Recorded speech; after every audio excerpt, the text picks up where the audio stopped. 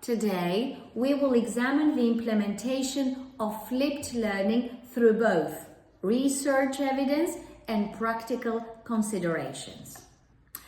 Let's begin with what research clearly tells us. A meta-analysis by Brito et al. 2021 demonstrated significant advantages of flipped learning over traditional lecture-based instruction, producing positive gains across 3 learning domains. This is a crucial finding that supports the value of this approach. Studies have shown specific measurable benefits. UOM et al. 2019 demonstrated that the flipped classroom promotes independent learning while encouraging students to work together. Clark et al. 2021 found positive changes in classroom environmental perceptions and motivation for independent learning. In my experience working with educational implementations, several factors deserve careful consideration when planning your flipped learning approach. First, consider student readiness. We might want to assess students' independent learning capabilities, access to necessary resources, previous experience with similar approaches, need for additional support systems. The timing and pace of implementation are also crucial.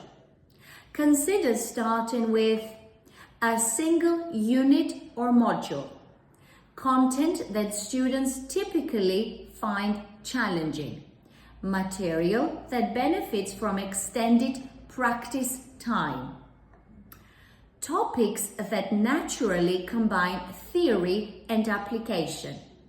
Research provides clear evidence about students' perceptions. Rowe et al. 2019 found that a significant proportion of students perceived the learning outcomes of the flipped classroom approach to be superior of conventional teaching methods.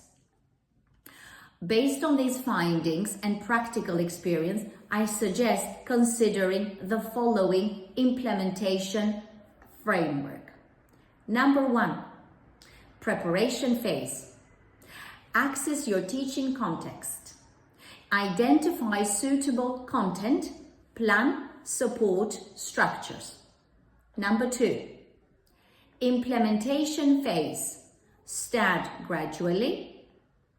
Gather regular feedback, maintain clear communication, monitor student engagement. A refinement phase. Number 3, adjust based on experience, expand successful elements, address identified challenges. It's worth noting that Strayer's 2012 research showed students became more receptive to cooperative learning and innovative teaching methods over time. This suggests patience and persistence are important elements of successful implementation. Looking ahead, our next session will explore specific case studies that demonstrate these principles in action. We'll examine various implementation approaches and their outcomes in different educational contexts.